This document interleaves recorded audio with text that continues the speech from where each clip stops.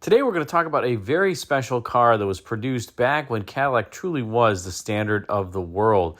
And that is this beautiful 1956 Cadillac Fleetwood 60 Special, the top-of-the-line four-door sedan that you could get in that particular year.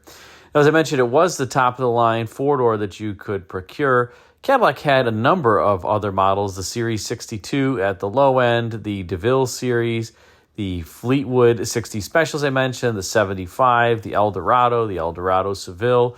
So there was a full lineup that you could purchase if you wanted a Cadillac for 1956.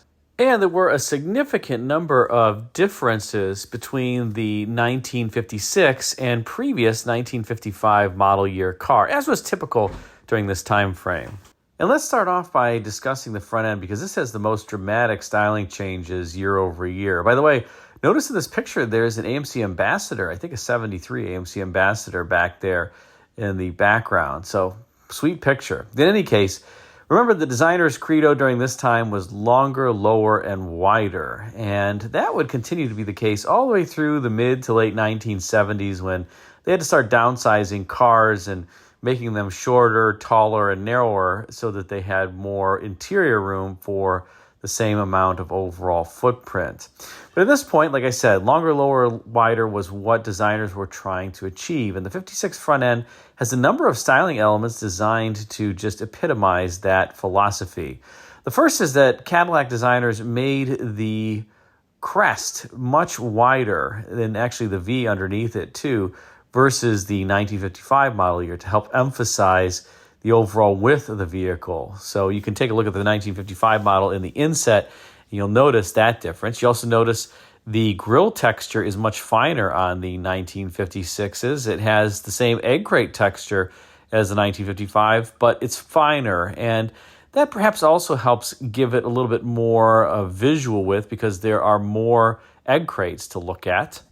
A third thing that designers did to give it a longer, lower, and wider look was to put the little kind of rib sections, eyebrows, so to speak, over each headlamp. And they have horizontal ribs. It's a little bit hard to see in this picture, but it gives that headlamp area a little bit more width. And then, of course, the horizontal nature of the ribs emphasizes the width of the car. You have the section above that headlamp on either side is now flatter. Same with the hood. It's flatter, and then the so-called prow of the hood, or the raised section, is also wider on the 1956 compared to the 1955. Again, emphasizing that visual width. The bumper guards, the so-called Dagmars, were moved further outboard from the 1955 model. And the parking lamps, or on some cars, the fog lamps, were moved further down and outboard on the cars as compared to the 1955 models. So there were lots of visual elements the designers tried to incorporate here on the front end to give you the look of greater overall width. And then, of course, they added the beautiful Cadillac script to the grille. Now, the grille, by the way, could be had in gold. It was optional in gold on all the models except the Eldorados, where it was standard in gold. Well, I guess I shouldn't say it was technically standard in gold in the Eldorado. It was available at no extra cost on the Eldorado, and Cadillac said it was available at slight extra cost on all the other models, whatever slight meant.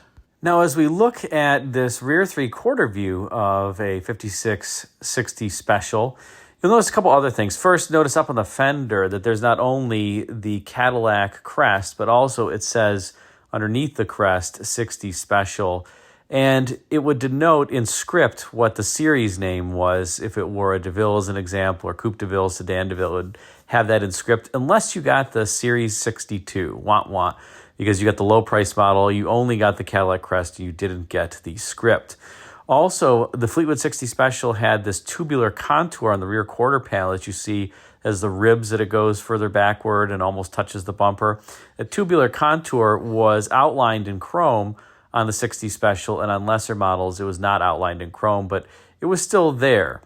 You also had for 1956 this very thin bead of chrome atop the rear quarter panel that was not there for 1955 models that kind of tied all the way into the, I guess we'll call it fake vent on the rear door, and then the molding that ran along the lower side of the car and up to the front. It's kind of an interesting line. It's almost like the sign of Zorro on your Cadillac. Oh well.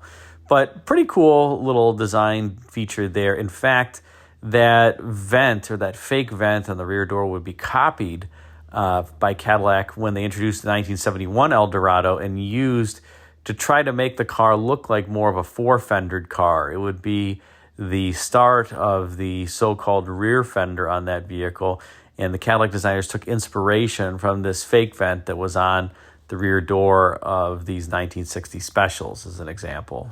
Notice here you also have the rear fins kind of canted forward on this particular model year Cadillac, and that, along with the overall styling of the car, helped give the car a little bit of a look of motion even while it was standing still, and that was accentuated by that tubular surface that I was mentioning before.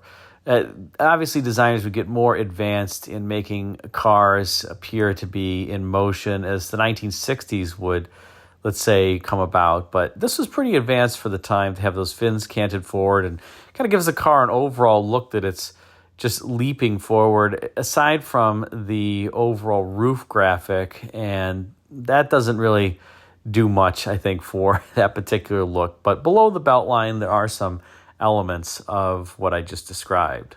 And of course, because it's a Cadillac, it has to have some interesting trick features. Now, this was one that had been around on Cadillacs for a few years prior to this, but notice that you raise the driver's side tail lamp, and that's where the fuel fill is. There is no fuel fill door on this car. It's underneath the tail lamp. But General Motors was doing this on a number of cars throughout the 1950s and into the early 1960s before it just kind of went away and went underneath the license plate fill. I suppose they did that because then you could fill from either side of the car relatively easily.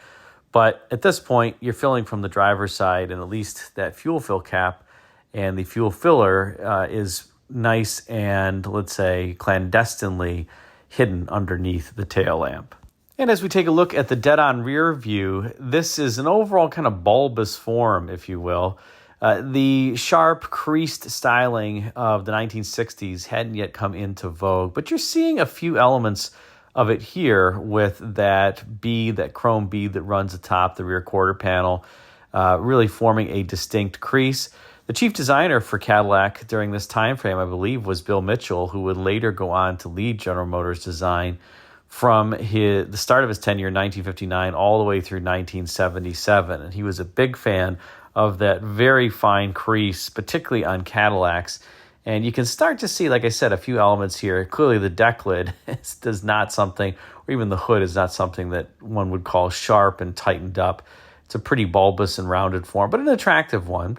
And again, the designers tried to accentuate the width here by changing the V that is underneath the script Fleetwood in this case. The V here was wider as well as more tapered. So they did both to give it a greater look of overall width at the rear. I do love, I have to mention as well, the exhausts coming out of the bumper. I have to imagine that in some cases, especially if the car weren't running well, that might lead to some bumper rot, but you know what? It looks great. Now, before we go to the interior, I just wanted to show a dead-on side view of one of these cars because you can see that look of motion here. Notice, like I said, the rear fins that are canted forward, the eyebrow over the headlamp is pulled forward, and then you'll notice that it's kind of slanted backward, particularly to the upper side of that belt line molding. So you do get a little bit of that look of motion. And of course, you have that tubular surface that I was mentioning on the rear quarter panel, the rib tubular surface too here. I don't know if that kind of fake vent in the door does anything for me. I kind of wish this car that you're seeing here didn't have that body side molding that starts at the front of the car and terminates on the rear door. And I wish it didn't have door edge guards. I think the car would look cleaner. Maybe it needs some rocker molding or something like that to use the chrome there. But hey, I'm not a designer, and the guy who ended up designing this vehicle went on to become the chief designer for GM, so he knew what he was doing. Although I will say that the Fleetwood 60 Special for 1956 really didn't sell all that well, sold less than 20,000 units. Now let's turn to the interior, because this is another area where Cadillac was really the standard of the world at the time. Look at how beautiful the interior is here. And the dashboard, this is an early instance of the dash wrapping into the doors. And notice the tight gaps and good fit between the top of the IP there and the top of the door. And then the white section is also pretty well fit between the dash and the door. They couldn't do this that well decades later, but somehow they could do it for 1956. You also see that there's a little bit of an egg crate pattern there to the trim on the dash and the doors, similar to what we were discussing up front on the vehicle with the grille pattern. This car is equipped with the automatic headlamp dimmer. That's that big thing on the driver's side of the IP that senses the oncoming headlights and then would dim the headlights accordingly. And here we have a picture of the rear door panel. I wanted to show this because if you look at the lower portion of the door, you have this beautiful pleated cloth and 1 1/4 inch pleats. And the new for 1956 was that piece of bright work that spans the pleats with the Cadillac crest embedded in it, just to give it a little bit more flair than if it had been devoid of that chrome trim piece in the Cadillac crest. And notice the soft touch armrest, the full width armrest with the real stitching. And then the top of the door panel is also soft touch in a material that Cadillac called Elasco-Fab. Kind of a nice 1950s name for a soft synthetic material that was covering the top of the door panel. So in general, though, the interiors on these cars were quite over the top and richly detailed and, expensive to produce as well. And here is the interior of a 1956 Fleetwood that's an air-conditioned car. And notice you have these kind of translucent tubes in the back on the package shelf. In these days, the air conditioning was pumped through the headliner. You can see the vents over top of the door there. The actual air conditioning unit was also in the back. The compressor was obviously up front, but the evaporator and fans and everything were in the trunk.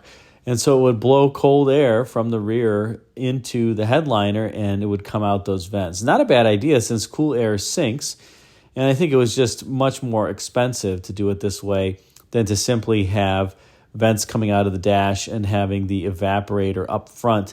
So Cadillac ended up doing that a few years later. Of course, Chrysler, with its Imperial lineup, would offer front and rear air conditioners all the way in to the 1970s, more specifically the 1973 model year. So they would take this idea of the rear air conditioner and supplement it with the front evaporator as well. So you could have front and rear air conditioning optional in your Imperial. Couldn't have that in your Cadillacs. This was just a rear mounted unit that would then pump the cold air through the car from the rear through those translucent tubes. And before we transition to discussing the engine in this vehicle, let's talk a little bit about this zoomed-in picture of the dashboard and the transmission shift quadrant. These Cadillacs had the hydromatic transmission, which had been developed jointly between Cadillac and Oldsmobile. And one of the great things about it was that it was very durable. It was kind of proven during World War II. It was used in Army equipment and military equipment of the time. And it was a rugged 4-speed automatic transmission. But new for 1956, if you notice at the far left of the shift quadrant, is a park position that did not exist before on the Cadillacs, before the 1956 model year. You often on your hydromatic would put it in reverse and then shut the key off, and that would engage the park pawl, or you would engage the emergency brake. But now there was an official park position. And notice that reverse is all the way at the end of the shift quadrant on this hydromatic. This is before they standardized the shift quadrant to the PRN, DSL, or DL quadrant. Again, reverse is at the end of this particular shift quadrant, and park appeared for the first time in this model year. Now let's talk about what's under hood in these cars. And there were 2 engines that were available in Cadillacs in 1956. First of all, this was the first year of the 365 cubic inch Cadillac V8. Cadillac engineers had increased the displacement of their V8 from 331 cubic inches to 365. And during this time frame, Cadillac was actually making horsepower advancements almost every single year. The horsepower was going up. This year, the Eldorado V8 that you see here with 3 two-barrel carburetors was rated at 305 horsepower. The standard engine with the 4-barrel carburetor was rated at 285 horsepower. So you actually had quite a powerful V8 in your Cadillac, especially for the time frame. So not only did the car look good, it had a very powerful and smooth V8 engine under hood to propel drivers with, let's say, the speed that was even more than what they expected in their Cadillac V8. You'll also notice that this particular car has power steering. That's the big pump there in the front. On the driver's side, it has air conditioning. That's the air conditioning compressor on the passenger side. Then it has an oil filter that is behind the power steering pump. Then you have the electric windshield washer and the washer fluid jug that's mounted there near the firewall. So a lot of different accessories on Cadillacs during this time frame, and many were optional, some were standard. The air conditioning obviously was optional as an example. But again, just a pretty awesome power plant and overall, let's say, powertrain under hood in your Cadillacs. The hydromatic transmission was also revised, aside from just the park position that was added for 1956. There were slightly different ratios for 1956, a little bit taller first gear, a little bit taller second gear, third and fourth gears were the same. They changed the mechanical operation of the transmission so that it was smoother as well in 1956. So overall, just a number of incremental improvements were made to make the 1956 Cadillac just that much more special. So what do you think about the 1956 Cadillac Fleetwood 60 Special? Put a comment in the comment section and let me know. Thanks again for watching.